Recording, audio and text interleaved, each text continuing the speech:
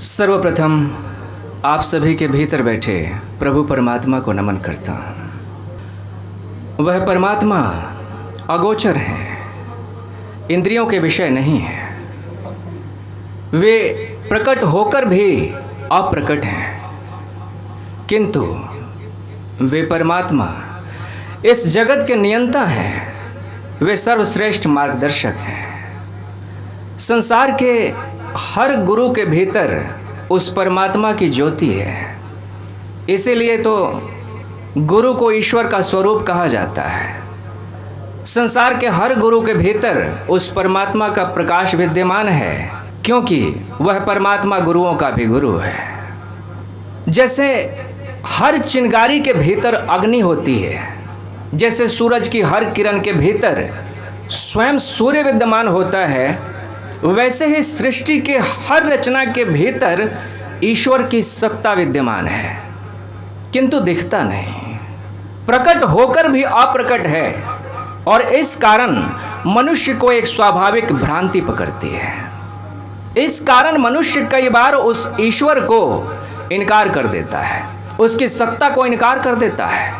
तथा कथित जो बुद्धिजीवी होते हैं, जो बुद्धि पे बहुत ज़्यादा भरोसा करने वाले लोग होते हैं, वो कहते हैं कि कहाँ है ईश्वर, कहाँ है ईश्वर, वो दिखता नहीं, इसलिए हम उसे नहीं मानेंगे। वो नहीं होता है, नास्ति नहीं होता है। किंतु सोचने वाली बात यह है कि क्या बिना ईश्वर के हुए हम हो सकते हैं? क्या बिना परमात्मा के हुए हमारा अस्तित्व संभव है? संभव नहीं है। हर जर्रा चमकता है अनवारे इलाही से। हर सांस ये कहती है कि हम हैं तो खुदा भी है। आप पूछते हैं कि ईश्वर के होने का क्या प्रमाण है? मैं पूछता हूं कि आप क्या है? क्या आप प्रमाण नहीं है उसके होने का? आप कहां बनाए गए हैं? क्या आप किसी कारखाने में बनाए गए हैं, या आप मां के गर्भ में बनाए गए हैं? और मां के गर्भ में आपके बनाने की जो प्रक्रिया थी वो अत्यंत ही जटिल थी। मनुष्य के बनने की बात तो छोड़ दीजिए, साधारण से उदाहरण आप लीजिए। आप भोजन खाते हैं, आपने रोटी खाई, और पेट में जाके वो रोटी क्या बन जाती है? रक्त बन जाती है, मांस बन जाती है, हड्डी बन जाती है। क्या धरती पे ऐसा कोई कारखाना आज तक विज्ञान बना पाया है जिस कारखाने में हम रोटी डालें तो वो रोटी जाके वहां पे खून बन जाए, मांस बन जाए, हड्डी बन जाए? ऐसा कोई कारखाना तो अभी तक विज्ञान नहीं खोज पाया है। ऐसा कोई कारखाना हम नहीं बना पाए हैं जिसके भीतर हम केला डालें तो वो जाके मांस बन जाए, हड्डी बन जाए, रक्त बन जाए। लेकिन आपका पेट इतना अद्भुत कार्य कर रहा है जिसके विषय में आप सोचेंगे तो हैरान हो जाएंगे। तो ये सोच के आपको क्या लगता है? क्या ये काम मनुष्य कर सकता है? क्या ये मनुष्य के बस की बात है? ये काम करने वाला कोई तो है ना। हर जर्रा चमकता है अनवारे इलाही से। इस सृष्टि के कण कण में ईश्वरत्व की झलक है, लेकिन वो ईश्वरत्व की झलक हमें दिखती नहीं। उसका कारण बहुत स्पष्ट है। आप जीवन के स्वरूप को अगर देखेंगे तो जीवन भीतर से बाहर की तरफ फैलता है। माँ के गर्भ में जब बच्चा बनता है तो सबसे पहले उसका हृदय बनता है। हृदय बनता है और उसके बाद दूसरे अंग बनने शुरू होते हैं। उसके बाद मस्तिष्क बनता है, हाथ पैर बनते हैं, शरीर बनता है। यानी जीवन जो है वो भीतर से बाहर की तरफ फैल रहा है। आप भूमि में बीज बोते हैं तो बीज बहुत छोटा है, दाने के आकार का है। फिर आप देखते हैं कि वो बीज फूट पड़ता है और उसमें से एक अंकुर निकलता है, और वो अंकुर बाहर की तरफ फैलना शुरू होता है। यानी जीवन का विस्तार जो है वो भीतर से बाहर की तरफ हो रहा है। ये स्वाभाविक विकास है सृष्टि का, जीवन का। इसलिए मनुष्य की जो दृष्टि है वो स्वाभाविक रूप से बाहर की तरफ देखती है। हम बाहर की तरफ देख रहे हैं। बाहर की तरफ देख के हम कोशिश करते हैं कि हमको कहीं ईश्वर दिखाई दे जाए, हमको कहीं परमात्मा दिखाई दे जाए। बाहर दिखाई देगा नहीं वो कभी, क्योंकि बाहर है नहीं वो भीतर बैठ के काम कर रहा है। भीतर बैठ के और वहां से जीवन का निर्माण कर रहा है। वहां से वो जीवन को बाहर की तरफ फैला रहा है। वो बीज के भीतर बैठा है। वो माँ के गर्भ के भीतर बैठा है, वो मुर्गी के अंडे के भीतर बैठा है, वहां से बाहर की तरफ वो विकसित हो रहा है। तो बाहर अगर देखने की कोशिश करेंगे तो वो कदापि नहीं दिखने वाला है। जैसे वृक्ष का पत्ता आसमान में है। वृक्ष का पत्ता अगर ये कहे कि मुझे जड़ दिखाई नहीं दे रहा है, इसलिए मैं जड़ को इनकार करता हूं, वृक्ष में जड़ जैसी कोई चीज नहीं होती है जी, जड़ मुझे दिखाई दे नहीं रही है, पत्ते को जड़ कैसे दिखाई देगा? पत्ते को वृक्ष की जड़ दिखाई नहीं दे सकती, फिर भी पत्ते का होना जड़ के होने के कारण ही है। बिना जड़ के पत्ता नहीं हो सकता। हालांकि बिना पत्ते के जड़ हो सकती है। बिना आपके, बिना मेरे, बिना इस सृष्टि के भी ईश्वर हो सकता है। वो सृष्टि से पहले भी था, वो सृष्टि के बाद भी रहता है। हिंदू धर्म भी कहता है कि एक कल्प बीतता है, उसके बाद सृष्टि प्रलय को जाती है, सब कुछ समाप्त हो जाता है और लंबे समय तक सब कुछ शांत रहता है। सिर्फ ईश्वर होता है, सिर्फ ब्रह्म होता है, उसके अतिरिक्त और कुछ नहीं होता, और पुनः सृष्टि का नवनिर्माण होता है। तो तथाकथित जो बुद्धिजीवी हैं वो ईश्वर को सदैव ही इनकार करते रहे हैं। लेकिन देखने वाली बात है कि आप किस आधार पर इनकार करते हैं। आप इनकार करते हैं ये कह के कि ईश्वर हमें दिखाई नहीं देता। सवाल यह है कि वो दिखाई देगा कैसे? आप उसे आंखों से देखने की कोशिश करते हैं, लेकिन आंखों से उसे देखा नहीं जा सकता। जिन उपकरणों से वो देखा जा सकता है, जिन उपकरणों से उसे मापा जा सकता है, उन उपकरणों का तो आप प्रयोग ही नहीं करते। इंद्रियों की पकड़ में वो आ नहीं सकता। इंद्रियों की क्षमता से बाहर है वो, आंखों की क्षमता से बाहर है, कानों की क्षमता से बाहर है। तो अब प्रश्न ये है कि जब आंखों की पकड़ में वो नहीं आ सकता, कानों की पकड़ में नहीं आ सकता, जब उसे हम जिह्वा से चख नहीं सकते, नाकों से सूंघ नहीं सकते, तो कोई ऐसा उपकरण है जिसके माध्यम से हम उस ईश्वर की अनुभूति कर सकते हैं? ऐसा कोई उपकरण है क्या? ऐसा एक उपकरण है, और वो उपकरण सिर्फ और सिर्फ मनुष्य के भीतर है, और धरती पे किसी प्राणी के भीतर वो उपकरण नहीं है। उसी उपकरण के माध्यम से ईश्वर को जाना जाता है। जिन्होंने भी जाना ईश्वर को, उसी उपकरण का उपयोग करके जाना है। उस उपकरण को कहा जाता है अंतःकरण। अंतःकरण अर्थात हमारे हृदय का सबसे गहरा तल है वो। बस यूं समझ लीजिए कि जब आपका हृदय बिल्कुल शुद्ध हो जाता है, परिशुद्ध हो जाता है, उसमें एक भी मलिनता नहीं होती, एक भी उसमें अशुद्धि नहीं होती, तो उस परिशुद्ध हृदय की अवस्था को, उस शुद्धतम मन की अवस्था को ही अंतःकरण कहा जाता है। तो इस प्रकार से जब आपका मन पूरी तरह से शुद्ध हो जाता है, हृदय पूरी तरह से निर्मल हो जाता है, तो उस अंतःकरण में ईश्वर की छवि झलकती है। तो धर्म की सारी प्रक्रिया, ध्यान की सारी प्रक्रिया, अध्यात्म की सारी प्रक्रिया और कुछ नहीं है सिवाय अपने मन को साफ करने के। निरंतर अपने मन को साफ करते जाना, यही धर्म की प्रक्रिया है। इसके अलावा और कुछ भी नहीं है। जब आप सत्संग में बैठते हैं तो आप क्या करते हैं? मन की शुद्धि कर रहे होते हैं। जब आप मंदिर जाते हैं तो क्या करते हैं? मन की शुद्धि कर रहे होते हैं। संसार ने आपके मन पे जो धूल धवांस डाल दी है, उसको झाड़ने के लिए, उसको साफ करने के लिए आप मंदिर जाते हैं, आप किसी गुरु के पास जाते हैं। तो यहाँ पे हमने ये देखा कि ईश्वर या परमात्मा जीवन के हर रूप में विद्यमान है, किंतु वो मनुष्य को दिखाई नहीं देता। उसके पीछे कारण ये है कि मनुष्य बहिर्मुखी है। मनुष्य उसे बाहर ढूंढ रहा है, उसे इंद्रियों के माध्यम से ढूंढ लेना चाहता है। विज्ञान की जिद है कि विज्ञान ईश्वर को संसार में खोज लेना चाहता है। ये बात असंभव है, ये बात कभी होने वाली नहीं है। वैज्ञानिक पदार्थ का निरीक्षण तो करता है, लेकिन वैज्ञानिक एक बार भी पलट के अपना निरीक्षण नहीं करता। वैज्ञानिक का ध्यान कभी इस बात पे ही नहीं जाता कि मेरे भीतर ये जो निरीक्षण करने वाला बैठा है, जो हर चीज को देख रहा है, खोज परख रहा है, वो कौन है। उसे देखने की कभी वैज्ञानिक कोशिश नहीं करता। और वास्तव में वही तो है हमारे भीतर बैठा हुआ है, जो सारे जगत को देख रहा है, परख रहा है। वही जगत का नियंता है। वही जगत को चलाने वाला है, वही ईश्वर है। ईश्वर कण कण में है लेकिन नहीं दिखता। उसका कारण सिर्फ और सिर्फ इतना है कि मनुष्य की दृष्टि सिर्फ और सिर्फ उसे बाहर देखने में लगी है, सिर्फ और सिर्फ उसे बाहर खोजने में लगी है। बाहर वो कभी मिल नहीं सकता। जड़ भूमि के भीतर होती है, पत्ते ऊपर होते हैं।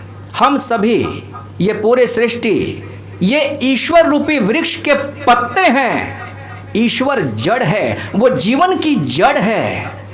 ईश्वर को जानना हो तो अंतर्मुखी होना होता है, अपने भीतर मुड़ना होता है। और पूरे संसार को, पूरी मानवीयता को जो भीतर मोड़ने का काम करता है उसे गुरु कहते हैं। गुरु का काम आपको ईश्वर से मिलवाना नहीं है। गुरु इस बात की गारंटी नहीं है कि वो आपको ईश्वर से मिलवा देगा। कोई गुरु इस धरती पे ऐसा नहीं हुआ जो गारंटी दे के कह दे कि मैं आपको ईश्वर से मिलवा दूंगा, क्योंकि इसमें दो शामिल है ना जी। गुरु की योग्यता शामिल है, साथ ही साथ शिष्य की इच्छा भी तो शामिल है। कहावत है ना कि घोड़े को आप घाट तक ले जा सकते हैं लेकिन जबरदस्ती उसे पानी पीने को मजबूर नहीं कर सकते। अगर प्यास नहीं होगी तो नहीं पिएगा। गुरु कितना भी योग्य हो, लेकिन शिष्य अगर योग्य नहीं हो तो बात बनने वाली नहीं है। रामकृष्ण परमहंस के पास सैकड़ों शिष्य थे, लेकिन क्यों एक ही विवेकानंद पैदा हुआ वहां से? क्योंकि एक ही शिष्य के भीतर शिष्य होने की योग्यता थी। बुद्ध के पास भी अनेकानेक शिष्य आए और निराश होके गए। बुद्ध के पास लोग आते थे और निराश होके चले जाते थे, कहते थे कि इनको नहीं पता ईश्वर का, ये नहीं जानते हैं। क्योंकि हमने पूछा कि ईश्वर होता है कि नहीं होता है तो ये चुप हो गए, ये तो बोले ही नहीं। क्योंकि बुद्ध कुछ प्रश्नों के उत्तर नहीं देते थे। जब भी कोई उनसे पूछे कि ईश्वर होता है, वो चुप है, बोलते ही नहीं थे। क्या ईश्वर नहीं होता है, वो बोलते ही नहीं थे। लेकिन जैसे ही कोई पूछता था कि ईश्वर को कैसे जाना जाए, तो बुद्ध विधियां बताते थे, बुद्ध तरीका बताने लगते थे कि ये तरीका है, इस तरीके से जाना जा सकता है। ईश्वर होता है या नहीं होता है, ये बात वो कहते ही नहीं थे। आप देख रहे हैं कि जैसे जैसे संसार आगे बढ़ रहा है, ईश्वर के प्रति मनुष्य के भीतर श्रद्धा घट रही है। मनुष्य की श्रद्धा ईश्वर में जितनी ही ज़्यादा घटेगी, मनुष्य के जीवन में दुख उतना ही ज़्यादा बढ़ेगा। ये दोनों चीज़ें साथ साथ चलती हैं। उसका कारण है, आप इस सृष्टि में अगर जीवित हैं तो किसके भरोसे जीवित हैं? कौन आपको जिला रहा है? परमात्मा ही तो जिला रहा है ना। या आप अपनी मर्जी से जी रहे हैं? क्या आपका जीवन आपकी मर्जी से चल रहा है? आपकी मृत्यु आपके हाथ में है? आपको पता है कि आप कब टपक लेंगे? नहीं पता है ना। लेकिन कोई है जिसको ये पता है, वो अदृश्य सत्ता जो कि सब कुछ संभाले हुए है, उसको पता है कि आपकी जीवन लीला को कब समाप्त कर देना है। तो उस पर भरोसा करके जीना क्या समझदारी की बात नहीं है? समझदारी की बात है। जितना समझदार आदमी होता है उतना ही ईश्वर पे भरोसा करके जीता है, उतना ही ईश्वर के ऊपर सब कुछ छोड़ के जीता है। और ईश्वर के ऊपर सब कुछ छोड़ देने को ही श्रद्धा कहते हैं। जितना ही विज्ञान हमारे जीवन में बढ़ता जा रहा है, उतना ही मनुष्य के जीवन से श्रद्धा घटती जा रही है। और जितनी ही श्रद्धा घटती जा रही है, उतनी ही मन में बेचैनी, उतनी ही परेशानी, उतना ही डर, सब कुछ बढ़ता जा रहा है। स्वाभाविक है, बढ़ेगा। क्योंकि जो शक्ति आपको चला रही है, उस शक्ति पे आपका भरोसा ही नहीं रहा। आपको लगता है कि पता नहीं कब पैरों के नीचे से धरती खिसक जाएगी, पता नहीं मैं कब मर जाऊंगा, पता नहीं मेरे साथ कब बुरा हो जाएगा। आप ऐसे चिंता कर रहे हैं जैसे कि ये दुनिया, ये धरती, सब कुछ आप ही चला रहे हैं, जबकि ये सत्य नहीं है। जो चला रहा है उसको आपकी ज़्यादा चिंता है, आपसे भी ज़्यादा आपकी चिंता है उसको। भगवान दत्तात्रेय से किसी ने पूछा कि ईश्वर होता है कि नहीं होता है, तो उन्होंने कहा कि कैसे कहूँ, मुझे तो समझ में नहीं आता कि ईश्वर होता है कि नहीं होता है। अस्ति नास्ति कथम बुर्याम, मुझे तो समझ नहीं आता कि ईश्वर होता है या नहीं होता है। मैं तो जहाँ कहीं भी देखता हूँ मुझे सिर्फ विस्मय दिखाई देता है, सिर्फ आश्चर्य दिखाई देता है। विस्मयः प्रतिभाति में, मुझे सिर्फ विस्मय दिखाई देता है। अस्ति नास्ति कथम बुर्याम, मैं नहीं कह सकता मुझे सिर्फ विस्मय दिखाई देता है, आश्चर्य दिखाई देता है। ज्ञानी की दृष्टि से अगर आप देखेंगे तो संसार सिवाय विस्मय के, सिवाय आश्चर्य के और कुछ नहीं है। जैसे मैंने आपसे कहा कि माँ के गर्भ में जो बच्चा बनता है वो प्रक्रिया बहुत जटिल है। पुरुष के शरीर से शुक्राणु जाता है, स्त्री के शरीर से अंडाणु मिलता है और दोनों मिलके वहाँ पे एक नए जीवन का निर्माण हो जाता है। कहते हैं कि आज से 200 साल बाद की दुनिया में विज्ञान इतना उन्नत हो गया कि वैज्ञानिकों ने धरती पे बच्चे बनाने शुरू कर दिए, खुद से ही बच्चे पैदा करने शुरू कर दिए वैज्ञानिकों ने। तो उन्होंने कहा कि अब हमें ईश्वर की क्या ज़रूरत है, अब हम खुद ही बच्चे पैदा कर सकते हैं, अब हम इस धरती के भगवान हैं। चलो भगवान को ये बात बता के आते हैं कि अब हम मनुष्यों को आपकी कोई ज़रूरत नहीं है, आप छुट्टी ले लो, आप रिटायरमेंट ले लो। तो वैज्ञानिक गए ईश्वर के पास और जाके ईश्वर को कहा कि हम आए हैं आपको एक ज़रूरी सूचना देने के लिए कि अब आपका काम ख़त्म, अब हमने जीवन पैदा करना सीख लिया है, अब हम खुद से ही मनुष्य का निर्माण कर सकते हैं। ईश्वर ने कहा कि अच्छा करके दिखाओ। तो वैज्ञानिक धरती से कुछ मिट्टी, कुछ रसायन और कुछ इस तरह की चीज़ें लेके गए थे। अब उन्होंने ईश्वर के सामने उस मिट्टी को साना, उसको गीला किया, उसमें कुछ रसायन मिलाया, कुछ देर मेहनत की और उसमें से एक बच्चा पैदा कर दिया। ईश्वर ने कहा कि वाह बहुत बढ़िया, लेकिन मूर्खों, सबसे पहले अपनी मिट्टी तो पैदा कर लो। जिस मिट्टी का तुम प्रयोग कर रहे हो वो मिट्टी तो मेरी है, वो मिट्टी मेरी बनाई हुई है, तो कम से कम अपनी मिट्टी तो पैदा कर लेते तुम। कहने का अर्थ ये है कि मनुष्य चाहे जितना भी कुछ बना ले, लेकिन मनुष्य मौलिकता का सृजन नहीं कर सकता। मनुष्य रेत का एक कण भी अपने हाथों से नहीं बना सकता, ये मनुष्य की क्षमता के बाहर है। मनुष्य आग का भिन्न भिन्न तरीकों से प्रयोग करता है, लेकिन क्या मनुष्य ने आग बनाया है? नहीं, मनुष्य आग नहीं बना सकता, मनुष्य हवा नहीं बना सकता, मनुष्य जल नहीं बना सकता। प्रकृति की जो भी मौलिक चीज़ें हैं जिनके सहारे जीवन चल रहा है, मनुष्य वो कुछ भी नहीं बना सकता। पहले से जो उपलब्ध है उसी का हेर फेर करके मनुष्य उसमें से एक तीसरी चीज़ बना लेता है और कहता है कि देखो हमने कितना बड़ा कारनामा कर लिया है। लेकिन मौलिक सृजन जो है वो मनुष्य के वश की बात नहीं है। तो इस प्रकार से जीवन को जब आप देखते हैं तो वहाँ सिर्फ और सिर्फ विस्मय दिखाई देता है, सिर्फ और सिर्फ आश्चर्य दिखाई देता है आपको। पौधे के जड़ पे आप गोबर डालते हैं और उस गोबर को पौधा क्या बना देता है? फूल बना देता है, फल बना देता है, सुगंध आ जाती है उसमें। क्या हमारे और आपके पास ऐसा कोई उपकरण है कि उसमें हम एक तरफ से गोबर डालें, कचरा डालें तो दूसरी तरफ से फूल निकलने लगे, फल निकलने लगे?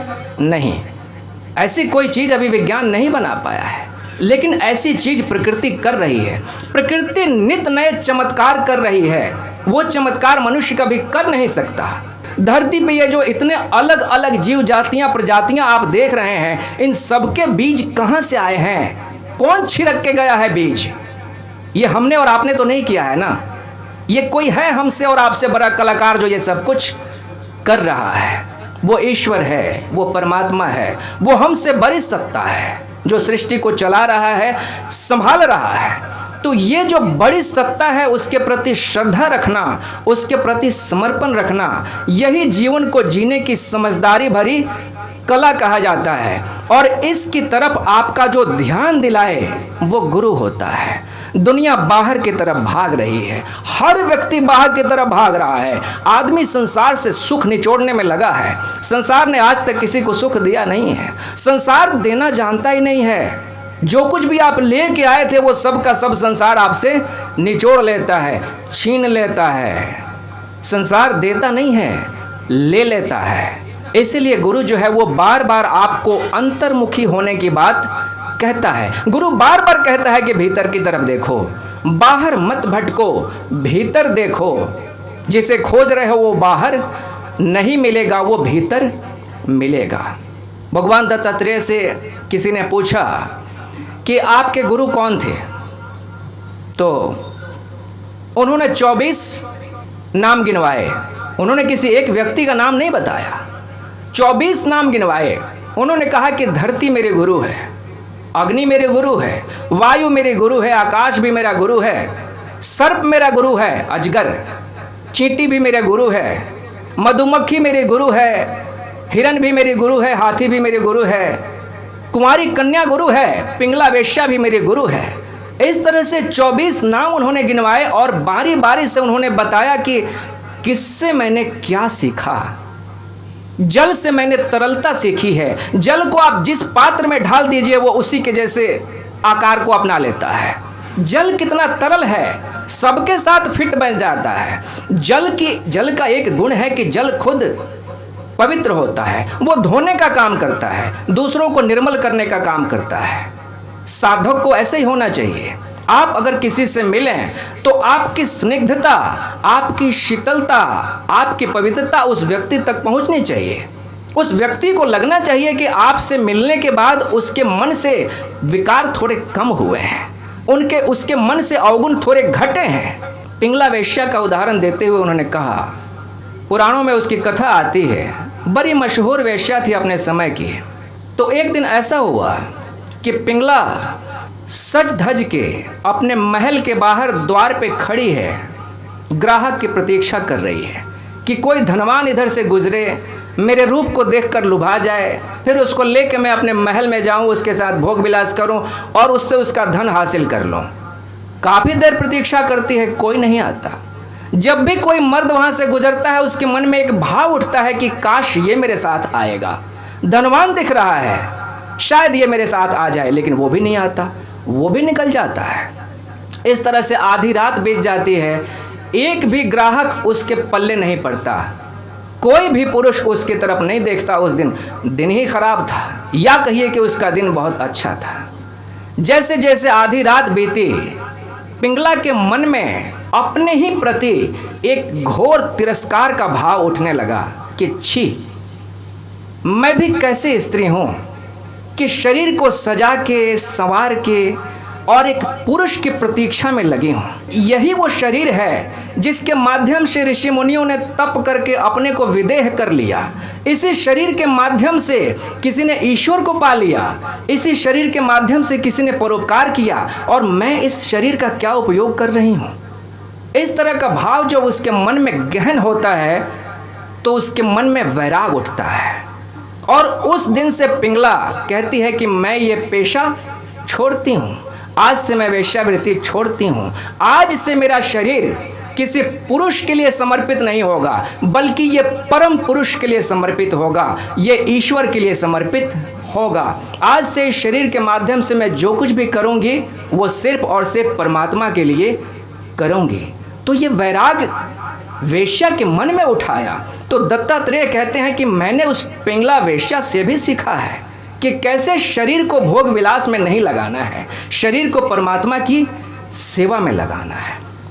तो गुरु की अगर हम बात करें तो गुरु कोई एक व्यक्ति नहीं होता है। अगर आप ठीक से अपने जीवन का निरीक्षण करेंगे तो आपके जीवन में कभी भी अगर वैराग आता है तो वो एक घटना के कारण नहीं आता, एक व्यक्ति के कारण नहीं आता, उसमें अनेक अनेक व्यक्तियों का, अनेक अनेक घटनाओं का योगदान होता है। सबसे पहले तो आपके माता पिता का योगदान है, क्योंकि उन्होंने आपको पैदा किया। उसके बाद उस शिक्षक का योगदान है जिसने आपको भाषा बोलनी सिखाई, जिसने आपको पढ़ना लिखना सिखाया। आपके मित्रों का भी तो योगदान है, क्योंकि मित्रों के योगदान से भी तो आप प्रेरित होकर धर्म की तरफ मुड़ते हैं। पत्नी का भी योगदान होता है। तुलसी के जीवन में कौन है सबसे बड़ा गुरु? क्या वो उनकी पत्नी नहीं है? कालिदास के जीवन में कौन है उनका सबसे बड़ा गुरु? क्या उनकी पत्नी नहीं है जिसने लात मार दिया? तो ऐसे लोग भी गुरु साबित हो जाते हैं जो लात मारते हैं। सवाल ये है कि जब लात मारी जा रही है उस समय आपकी दृष्टि खुलती है या नहीं? वरना लोग तो रोज लतियाए जा रहे हैं, कहाँ आँख खुलती है उनकी, है ना? दृष्टि अगर खुली हो तो जीवन प्रतिपल आपको सिखाने पे आमादा है। संसार की हर वस्तु आपको सिखा रही है। इसलिए भारतवर्ष में मूर्ति पूजा को इतना महत्व दिया जाता है। यहाँ गुरु का मतलब सिर्फ व्यक्ति नहीं है, सिर्फ व्यक्ति आपका गुरु हो ये ज़रूरी नहीं है। अगर आपके भीतर संवेदना हो तो पत्थर भी आपका गुरु हो सकता है। अगर आपके भीतर संवेदना है तो एक वृक्ष भी आपका गुरु हो सकता है, नदी भी गुरु हो सकती है, पर्वत भी गुरु हो सकता है, कोई भी आपका गुरु हो सकता है, बशर्ते कि आपकी दृष्टि खुली हो। और अगर दृष्टि खुली ना हो फिर तो फर्क ही नहीं पड़ता। दुर्योधन ने कृष्ण को मित्र की तरह देखा, कभी भगवान की तरह देखा नहीं, देखा शत्रु की तरह देखता था कि यह आदमी मेरा शत्रु है, मेरा विनाश करने पे लगा हुआ है। राम को रावण ने कभी भगवान की तरह देखा नहीं, देखा शत्रु की तरह देखा, क्योंकि दृष्टि बंद थी। ईश्वरत्व को देखने वाली दृष्टि जिसने बंद कर ली, उसको सामने साक्षात ईश्वर भी आके खड़ा हो जाए तब भी उसमें ईश्वरत्व दिखाई नहीं दे सकता। गुरु वो है जो हमें अंतर्मुखी बनाता है, हमें भीतर की तरफ मुड़ने के लिए प्रेरित करता है। इतनी सी बात हमें याद रखनी है।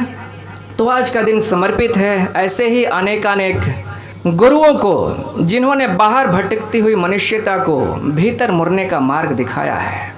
शिव हैं, कृष्ण हैं, बुद्ध हैं, महावीर हैं, नानक हैं, कबीर हैं, रविदास हैं, अनेकानेक लोग हैं। भारत ऐसे लोगों के लिए बड़ी ही उर्वर भूमि रही है। तो चलिए सभी गुरुओं के प्रति सम्मान का भाव रखते हुए आज के इस वार्ता को यहीं पे समाप्त करते हैं। आपके भीतर कोई जिज्ञासा है, कोई प्रश्न है तो आप पूछ सकते हैं। सोलिया जी ने कहा कि क्या प्रेम भी गुरु है? एक साधु के पास एक व्यक्ति गया, साधक गया, और जाके उसने कहा कि मुझे ईश्वर को जानना है, कृपया मुझे रास्ता बताएं कैसे ईश्वर को जाना जाए। उस साधु ने पूछा कि क्या तुमने कभी प्रेम किया है किसी को? तो उस आदमी ने कहा कि नहीं, प्रेम तो मैंने नहीं किया है। तो उस साधु ने कहा कि तुरंत यहाँ से उठो और भाग जाओ। तो वो आदमी हैरान हो गया। उसने कहा कि ऐसा क्यों कह रहे हैं आप? ईश्वर को जानने के लिए प्रेम करना कहाँ से ज़रूरी है? उस साधु ने कहा कि जब तुमने जीवन में किसी एक व्यक्ति को प्रेम नहीं किया तो तुम परमात्मा को जानने के लिए समर्थ हो ही नहीं, क्योंकि परमात्मा को जानने की एक ही शर्त है, एक ही मार्ग है, और वो क्या है? प्रेम है। प्रेम के अलावा और कोई पगडंडी ईश्वर तक पहुंचती ही नहीं। सिर्फ एक ही रास्ता है जो उस तक पहुंचता है, और वो है प्रेम। तो प्रेम जो है वो इस संसार में ईश्वर की झलक है। कागज लिखे सो कागजी की व्यवहारी जीव, आत्म अनुभव प्रेम का जित देखूं तित पीव। कहते हैं संत के किताबों में जो कुछ भी लिख दिया है वो तो कागजी है, उसमें ईश्वर नहीं है। मोटे मोटे ग्रंथ जो ईश्वर के ऊपर लिखे गए हैं उनमें ईश्वर थोड़े बैठा हुआ है, उसमें ईश्वर नहीं मिलेगा। आपके घर पे अगर भैंस है तो आप कागज पे हरी हरी घास लिख दीजिए, हरी हरी घास, और भैंस के आगे रख दीजिए। क्या भैंस खाएगी उसे? भैंस इतनी बुद्धू नहीं है कि कागज पे हरी हरी घास लिख के दे देंगे तो उसको खाएगी। लेकिन आदमी भैंस से भी गया बीता है, आदमी भैंस से भी ज्यादा बुद्धू है। ईश्वर के बारे में किताबें पढ़ रहा है। ऐसे ऐसे लोग हैं जिन्होंने गीता के सारे श्लोक रट लिए हैं। भैया, गीता के श्लोक रट लेने से आपको ईश्वर थोड़े मिल जाएंगे। राम राम रट लेने से आपको राम थोड़े मिल जाएंगे। चीनी चीनी रट लेने से मुंह में मिठास आती है क्या? नहीं आती है। तो राम राम रट लेने से आपके जीवन में राम का अनुभव कहाँ से आ जाएगा? नहीं आएगा ना। आत्म अनुभव प्रेम का जित देखूं तित पीव। जिस दिन प्रेम का अनुभव जीवन में उतरता है उस दिन समझ लीजिए कि पहली झलक उतरती है आपके जीवन में परमात्मा की। प्रेम का अनुभव जीवन में ज़रूरी है। सोलिया जी ने कहा कि प्रेम का अनुभव क्यों घटता जा रहा है? इसलिए घटता जा रहा है क्योंकि आदमी आत्म को नहीं देख रहा है ना। आत्म अनुभव प्रेम का, जब आप स्वयं को देखना शुरू करते हैं, भीतर झांकना शुरू करते हैं, तब जीवन में प्रेम का अनुभव उपजना शुरू होता है। जब तक दृष्टि बाहर की तरफ लगी है, जब तक दृष्टि धन पे लगी है, पद पे लगी है, दूसरे कहाँ जा रहे हैं, भैया मैं तो यहीं रह गया, दूसरे देखो कहाँ से कहाँ पहुँच गए। लोगों के जीवन में इतनी जलन है, इतनी ईर्ष्या है दूसरों को देखकर कि जिसका हिसाब नहीं।